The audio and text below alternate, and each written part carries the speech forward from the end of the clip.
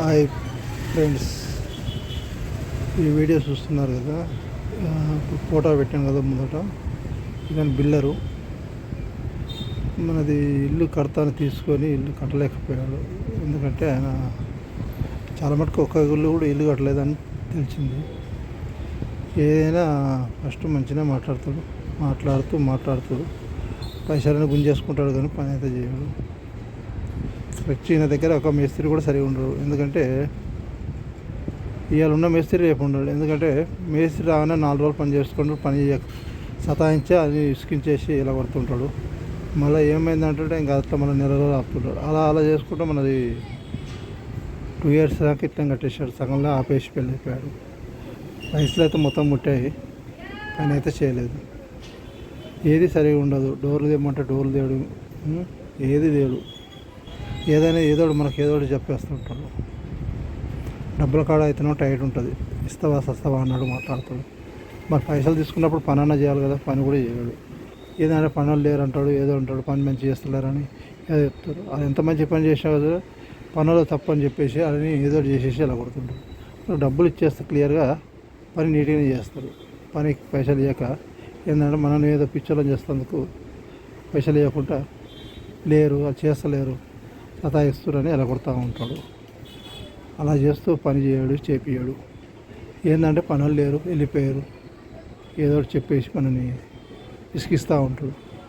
ఏదంటే ఉసుక లేదంటాడు, ఒకసారి సిమెంట్ లేదంటాడు. ఎవరికి సరిగా పైసలు ఇవ్వకంటే ఎవరు వస్తారు, ఎవరు రారు. అందుకే ఎట్లా ఉన్న దొంగలు అట్లా అన్నట్టు అయిపోయింది.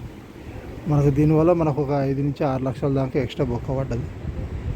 ఏమిందిరా బాబు అంటే అది మనం 6 నెలలు కట్టే ఇల్లుని 2 years దాకా కట్టకుండా అదే వదిలిపెట్టేశాడు. గట్టిగా మాట్లాడదామన్నా కూడా రాడు, బెదిరిస్తాడు. అంటే ఇంక మననే బెదిరిస్తూ ఉంటాడు. మాట్లాడి మనకు ఆరోగ్యం కలగవుతుంది తప్ప ఇల్లు అయితే కట్టలేకపోతుంది. అందుకే ఒకసారి మళ్ళీ మీరు చూసుకోండి. ఈ పాపని వెంకటేశ్వర నెంబర్ ఉన్నది చూడండి, ఇతనే. ఇంకోరు జాగ్రత్త పడమని చెప్తున్నాను. అందుకే ఎందుకంటే నేను బాధపడ్డా కదా, ఇంకోరు కూడా బాధపడద్దని. ఎందుకంటే అందరూ ఉన్నారని చెప్తాడు, అందరు బిల్లలు ఉన్నారు, అందరు పనులు అని చెప్తాడు. కానీ ఈయన దగ్గర ఎవరు లేరు.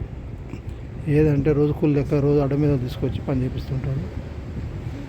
2 రోజులు చేస్తాడు, 4 రోజులు పనులు రాదు. ఎందుకంటే డబ్బులు ఇయ్యారు కదా, వాళ్ళు 2 రోజులు చేస్తారు, 3వ రోజు రాదు. అట్లా అనుకుంటే మన రోజులు గడిచిపోతుంది కదా, సంవత్సరాలు గడిచిపోయినాడు కలిపి. లాస్ట్ వచ్చేకల్లా నీకు ఇచ్చిన పైసలు నాకు ఇల్లే కాలేదని చెప్తాడు. రోజుకో కూలని పట్టుకొస్తే పని ఏదవుతుంది.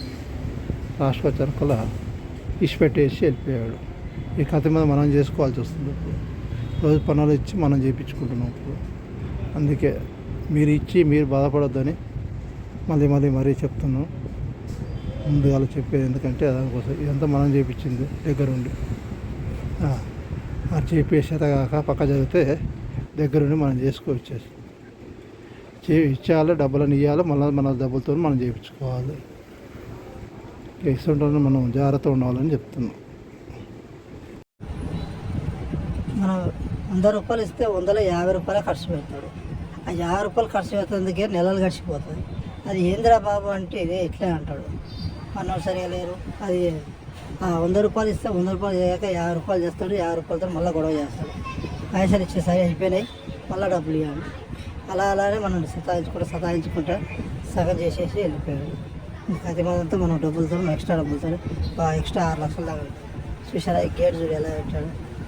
మరి మూస్తే గేట్ అట్లా అవుతుంటారు. ఏంటంటే నువ్వు ఇచ్చిన పైసలకి ఇంతకన్నా మంచి గేట్ వస్తుంది అంటాడు. తీసుకుంటే అప్పుడు మనకు అన్నీ చూపిస్తుంటాడు. ఇది పెడతా అది పెడతా అని. ఆ డోర్లో కూడా మేము డోర్లు వేస్తా అని చెప్తాడు. డోర్లు తేడు. ఏంటంటే నీకు ఇచ్చిన పైసలతో అంతకన్నా మంచిది రాదు. వెనకడ పైసలన్నీ తీసుకుంటారు కదా, గట్టిగా మాట్లాడలేము. తర్వాత ఎంత మాట్లాడినా కూడా రాదు, ఇష్టం చేస్తాను లేదు. నువ్వు చేస్తే చేసుకోవాలని మాట్లాడుతుంది. ఇదే వెంకటేష్, పాపరి వెంకటేష్.